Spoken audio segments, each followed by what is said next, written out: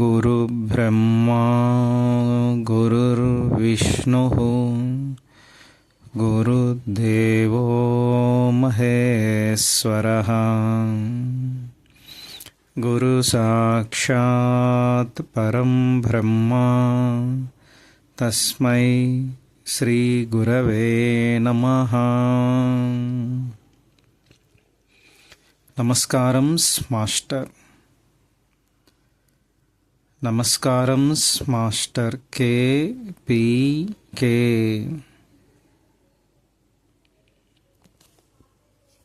नमस्कारं master K नमस्कारं master N नमस्कारं मास्टर वी नमस्कारं मास्टर वी नमस्कारं मास्टर वी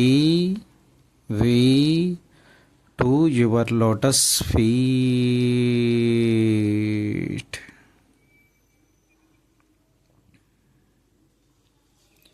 ఓం శాంతి శాంతి శాంతి. సోదర బృందానికి నమస్కారాలు. ఇంతవరకు మనం శ్రీమద్ భాగవతం రహస్య ప్రకాశం దశమస్కందం పూర్వభాగంలో 452వ పద్యం వరకు చదువుకోవడం జరిగింది. ముందుగా 2 ప్రార్థనా శ్లోకాలు చదువుకొని తర్వాత మొదలు పెడదాం. పలికెడిది భాగవతమట, పలికించు విభుండు రామభద్రుండట, నే పలికిన భవహర మగునట, పలికెదవే 2 గాథ పలుకగనేలా. భాగవతము తెలిసి పలుకుట చిత్రంబు, సూలికైన దమ్మె చూలికైన, విబుధ జనుల వలన విన్నంత కన్నంత, తెలియవచ్చినంత తేటపరుతూ. నల్లనివాడు పద్మనయనంబులవాడు, మహాసుగంబులన్ విల్లును దాల్చువాడు, కడు వెప్పగు వక్షమువాడు, మేలుపై జల్లెడువాడు, నిక్కిన భుజంబులవాడు, యసంబు దిక్కులం జల్లెడువాడు, అయిన రఘుసత్తముడిచ్యుత మా కభీష్ణముల్. శ్రీకృష్ణ యదుభూషణ నరసఖ శృంగారరత్నాకర, లోకద్రోహి నరేంద్రవంశదహన, లోకేశ్వర దేవతానీక బ్రాహ్మణ గోగణార్తిహరణ, నిర్వాణ సంధాయక నీకున్మృక్కద త్రుంపవే భవలతల్, నిత్యానుకంపానిధి నీకున్మృక్కెద త్రుంపవే భవలతల్, నిత్యానుకంపానిధి. ఇంకా 453వ పద్యం నుంచి రహస్య ప్రకాశం చదువుకుందాం. బలరామకృష్ణులు తమ ఈడు బాలురతో కలిసి వివిధ రీతులలో ఆటలాడు కొనసాగిరి. మనమందరము శ్రీరాముని సైన్యమైన వానరులము. ఇప్పుడు మనము సముద్రముపై వారధి కట్టవలెను అని కాలువలకు రాళ్లతో అడ్డము కట్టుచుందరు. మనమందరము మహర్షులము. మనమిప్పుడు తపస్సు చేసుకునవలెను అని ఒకచోట కూర్చొని కన్నులు మూసుకొని మౌనముగా ఉందరు. మనమందరము అప్సరసలము అని ఆడువేషములు వేసుకొని నాట్యమాడుచుందరు. దేవతలు దానవులు కలిసి సముద్రమును చిలికినట్లు మనము కూడా చిలుకవలెను అని చెరువులో దిగి చేతులతో నీటిని కల్లోలము చేయుచుందురు. ఇట్లు గోపాలకృష్ణుడు తన 7 బాలురతో కలిసి ఆటలాడుకొనుచుండగా చూచువారికి కన్నుల పండువుగా ఉండెను. కృష్ణుడు గోపబాలురతో చల్దులారగించుట. ఒకనాడు గోపాలకృష్ణుడు లేగదూడలతో చల్దులు తీసుకొని అడవిలోనికి పోయి మిత్రులతో కలిసి పంక్తి భోజనము చేయవలని సంకల్పించెను. వీరి కోరిక విన్న పెద్దవారు ముందుగానే కావలసిన పదార్థములన్నీ సమృద్ధిగా ఏర్పాటు చేసి ఉంచిరి. బాలకృష్ణుడు సూర్యోదయమునకు ముందే లేచి చక్కగా స్నానము చేసి ప్రయాణమునకు సిద్ధమయ్యను. తన ఇంటిలో ఉన్న లేగదూడల మందను బయటకు తీసుకుని వచ్చి కొమ్ము ఊదెను. ఆ సంకేతము విన్న గోపబాలురందరూ తమ లేగల మందలతో బయటికి వచ్చిరి. ముందే సిద్ధము చేసి ఉంచిన చల్ది కావడులు భుజములపై వేసుకొని వానిపై తినుబండారముల మూటలు కుదురుగా పెట్టుకొని కాళ్లకు పాదరక్షలతో చేతులలో పేము కర్రలతో సిద్ధమై బయటికి వచ్చిరి. అప్పటికి కొద్ది కాలము నుండి లేగదూడల మందలు పెరిగి లెక్కించుటకు సాధ్యము కానట్లుండెను. పెద్ద పెద్ద లేగల మందలను తోలుకొని వారందరూ బయలుదేరిరి.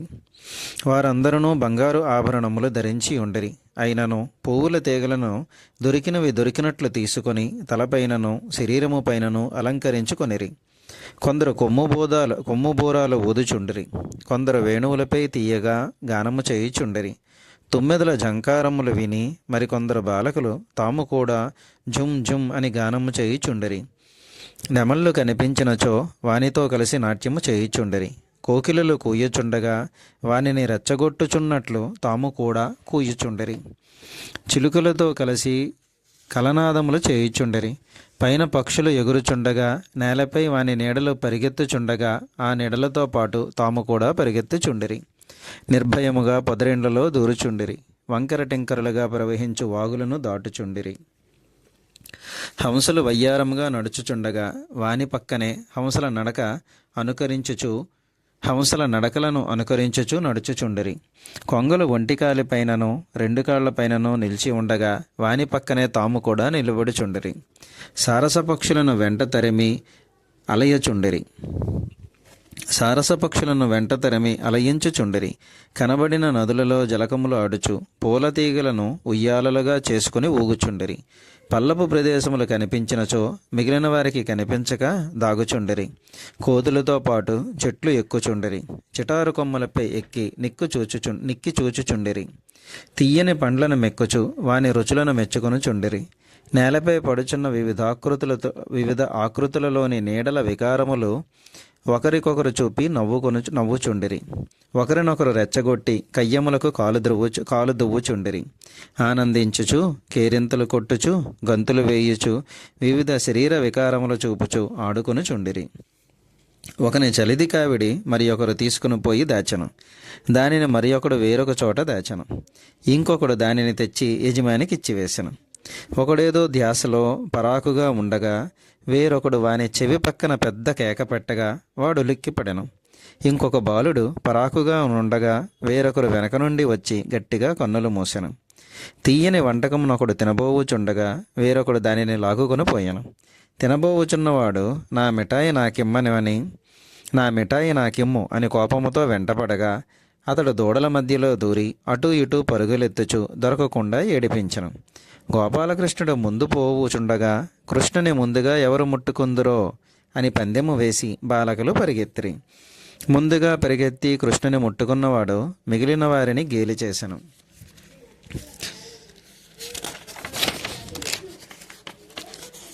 ఎంతటి మహాయోగి పుంగవులైనను శ్రీహరి పాదధూళినైనను కన్నులారా చుచ్చుటికైనా నోచుకొనలేదు.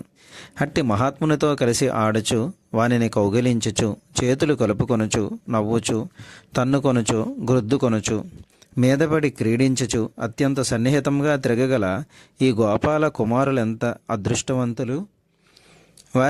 వారి భాగ్యమేమని పొగడగలము. శ్రీహరి బ్రహ్మానంద స్వరూపుడు. జ్ఞానులకు బ్రహ్మానందమును ప్రసాదించువాడు. భక్తులైన వారికి ఆరాధ్యుడైన దైవతమతడు. అట్టివాడు లీలామానుష విగ్రహుడై నందుని కుమారుడై వర్తించుచున్నాడు. అట్టి శ్రీహరి సామీప్యము సాన్నిధ్యము అనుభవించుచున్న ఆ గోపబాలకుల వంటి పుణ్యాత్ములు ఎవరైనా ఉందురా? అఘాసుర సంహారం. ఇట్లు పలికిన సుఖయోగి మరలా ఇట్లు చెప్పసాగెను. బాలకులిట్లు క్రీడించుచుండగా అక్కడికి ఒక రాక్షసుడు వచ్చెను. వాని పేరులోనే పాపమున్నది. వాడు అఘాసురుడు. అగము అనగా పాపము. దేవతలు అమృతపానముచే మృత్యువు లేనివారు. అయినను ఈ రాక్షసుడు బ్రతికి ఉన్నంత వరకు తమకు రక్షణ లేదని దేవతలు కూడా భయపడుచు వాడెప్పుడు చచ్చునాయని ఎదురుచూచుచుందురు. వాడు బకాసురుని తమ్ముడు. కంసుని ఆదేశముచే గోపాలకృష్ణుని చంపవలెనని వచ్చెను. కంసుని ఆదేశముతో బాటు ప్రతీకార వాంఛ కూడా తోడు కాగా అతడు తీవ్రమైన రోషముతో గొప్ప పొగరుతో అక్కడికి వచ్చెను. బకాసురుని చంపిన కృష్ణునితో పాటు గోపబాలురనందరినీ చంపివేయవలెనని అతడు సంకల్పించెను. మా అన్న బకుని ప్రాణములకు మారుగా ఈ గోపబాలురను అందరూ చంపిన చాలు, నా పగ తీరిపోవును. గోపాల నాయకులకు వారి బిడ్డలే ప్రాణములతో సమానం. ఈ బాలకులను చంపినచో ఆ పెద్దలందరూ చచ్చినట్లే అనుకొనెను. అఘాసురుడు ఇట్లు భావించుచూ విజృంభించెను. భయంకరము ఊహాతీతము అగు కొండ చిలువ రూపము ధరించెను. మహాపర్వతమంతటి పొడవు, యోజనము వెడల్పు, కొండ శిఖరముల వలె పెద్ద పెద్ద కోరలు. అది నోరు తెరిచి ఉండగా పై పెదవి ఆకాశమును అంటుచు కారు మబ్బు వలె ఉన్నది. ఆ కొండ చిలువ ఇగుళ్ల మధ్య గల సందులు కూడా ఆ కొండ చిలువ ఇగుళ్ళు మధ్య గల సందులు కూడా పర్వత గుహల వలె ఉన్నవి. కటిక చీకటి క్రమ్మియున్న నోటి లోపలి భాగము భీకరముగా ఉన్నది. దాని చూపులలో నుండి అగ్నిజ్వాలలు వెలువడుచుండెను. అది ఊపిరి వదులుచుండగా నిప్పులు చెరుగుచున్నట్లు వేడిగా ఉండెను. దాని నాలుకలు నేలపై పొడవుగా వెడల్పుగా పరుచుకొని ఉండెను. పాపిష్టి దానవుడిట్లు భయంకరమైన కొండ చిలువ రూపము ధరించి నోరు తెరుచుకొని గోపబాలురు వచ్చుచున్న దారిలో పడి ఉండెను. గోపాలకృష్ణునితో పాటు ఈ గోపబాలురను వారి దూడల మందలను కూడా మృంగివేసెదను అని రోషముతో వేచియుండెను. గోపబాలకులందరూ భయంకరమైన ఆ కొండ చిలువను చూచిరి. మిత్రులారా, అదిగో చూసినారా ఆ అడవి కొండ చిలువను? పెద్ద పర్వతము కన్నా పెద్దదిగా ఉన్నది. అది బుసలు కొట్టుచుండగా అగ్నిజ్వాలలు అతి ప్రచండముగా వెలువడుచున్నవి. ఘోరమైన కొండ గుహలో నుండి 2 అగ్నిజ్వాలలు సాగి ముందుకు వచ్చుచున్నట్లు 2 నాలుకలు కనబడుచున్నవి. మనను చంపుటికే మన దారికి అడ్డముగా ఘోర రూపములో పడి ఉన్నట్లు అనిపించుచున్నది. ఇట్లు ఆ మహాసర్పమును ఒకరినొకరు చూపించుకొనుచు ఇట్లనిరి. కొండంత బకాసురుని చంపిన మన కృష్ణుడు మన చెంతనుండగా ఈ పామునకు మనమేల భయపడవలెను? దానిని దాటిపోదము రండు. ఈ పాము దుర్బుద్ధితో మనను మింగుటకు ప్రయత్నించినా మన కృష్ణుని చేతిలో చచ్చి బకాసురుడు పోయిన దారిలోనూ పోగలదు అనుచు ఉత్సాహముతో ఒకరి చేతులు ఒకరు పట్టుకుని నిర్భయముగా ముందుకు సాగిపోయిరి. గోపబాలురు అట్లు పోవుచుండుట చూచి కృష్ణుడు ఇట్లనుకొనెను. అయ్యయ్యో, ఈ కొండ చిలువను మామూలు కొండ చిలువే అని ఈ అమాయకులు భావించుచున్నారు. కానీ వీడొక రాక్షసుడని వారు గ్రహించలేకున్నారు. నేనున్నానన్న ధైర్యంతో వారు ఈ ప్రమాదములోకి ప్రవేశించుచున్నారు అనుకొనెను. అతనికి అఘాసురునిపై కోపము వచ్చెను. అప్పటికే గోపబాలురు చాలా దూరము వెళ్ళిపోయిరి. కృష్ణుడు చరచరా వారి వెంట నడిచెను. చూచుచుండగానే గోపకుమారులు తమ లేగ దూడలతో సహా చీకటి గుహ వంటి కొండ చిలువ నోటిలోనికి ప్రవేశించిరి. ఆ దృశ్యమును చూచుచున్న దేవతలు కూడా భయపడిపోయిరి. గోపబాలురనందరినీ మృంగివేయవలెనని క్రోధావేశముతో వేచి ఉన్న ఆ భయంకరమైన కొండ చిలువ ప్రళయాగ్ని జ్వాల వంటి తన నాలుకను కదిలించి వారందరినీ ఒక్కసారిగా మృంగివేశను. ఆ గోపబాలకులందరూ ఆకారంలో చాలా చిన్నవారు. తమ తలలపై ఉన్న పిలకలను కూడా మోయుటకు వారికి కష్టమే అనిపించుచున్నది. కానీ వారందరూ తమ మనస్సులలో పుట్టు భావములను సంపూర్ణముగా కృష్ణునకు సమర్పణ చేసిరి. కనుకనే ధైర్యముగా ముందుకు సాగిపోయిరి. ఈ విధముగా కొండ చిలువ చేత మృంగబడుచున్న తన మిత్రులను చూచి కృష్ణుడిట్లు విచారించను. నేను ఇంటికి తిరిగి వెళ్ళగానే గోపికలందరూ నన్ను చూచి, కృష్ణ, ప్రతిదినము మా కుమారులు లేగల మందతో కలిసి పరుగులతో తిరిగి వచ్చి మమ్ము కౌగులించుకొనడివారు. నేడు మా బిడ్డలు రాలేదేమి అని అడిగినచో ఏమని సమాధానము చెప్పవలెను? కొండ చిలువ మృంగినదని నేను చూచి ఊరుకున్నానని చెప్పవలెనా? ఈ గోపబాలురకు కొండ చిలువ నోటికి విధాత ఇట్లు లంకెపెట్టినాడేమి? ఈ విధాత చేయు పనులు ఒక్కొక్కప్పుడు చాలా క్రూరముగా ఉండును సుమా. కృష్ణుడిట్లు ఆలోచించుచుండగా గోపకుమారుల ఆపద చూచి దేవతలు ఆర్తనాదము చేసిరి. రాక్షసులు ఉత్సాహముతో బొబ్బలు పెట్టిరి. కలువరేకుల కన్నులు గల ఆ కృష్ణుడు అన్నిటినీ చూడగలిగినవాడు. తనను ఆశ్రయించిన వారి ఆపదలను తొలగించువాడు కనుకనే వేగముగా పరిగెత్తి తన స్నేహితులతో పాటు లేక మందలతో పాటు కొండ చిలువ నోటిలో ప్రవేశించను. అప్పటికే ఆ కొండ చిలువ వారందరినీ భయభ్రాంతులను చేసి మృంగివేయుటకు ప్రయత్నించుచుండెను. కృష్ణుడు వేగముగా కంఠము వద్దకు చేరి శ్వాసనాళము దగ్గర నిలబడి శరీరమును పెంచెను. ఆ కొండ చిలువ ఊపిరాడకుండా పెద్ద బండ పెట్టినట్లు పెరిగిన తన దేహముతో బిగించి వేసెను. దానితో ఆ కొండ చిలువ రాక్షసునకు ఊపిరాడలేదు. లోపలనున్న ప్రాణవాయువులు బయటకు వెళ్ళుటకు దారి లేక వాని పొట్ట ఉబ్బిపోయెను. పొట్ట, శిరస్సు పక్కలకు ఉబ్బి ఉబ్బి బోరటిల్లి ఒక మహాధ్వనితో బద్దలైపోయాను. అప్పటికే కొందరు గోపబాలకులు కొన్ని దూడల మందలు పాము కడుపులోనికి వెళ్ళిపోయాను. మరికొందరు నోటిలో ఉండిపోయిరి. తమ కరుణామృత దృష్టిచే కృష్ణుడు వారందరినీ బ్రతికించను.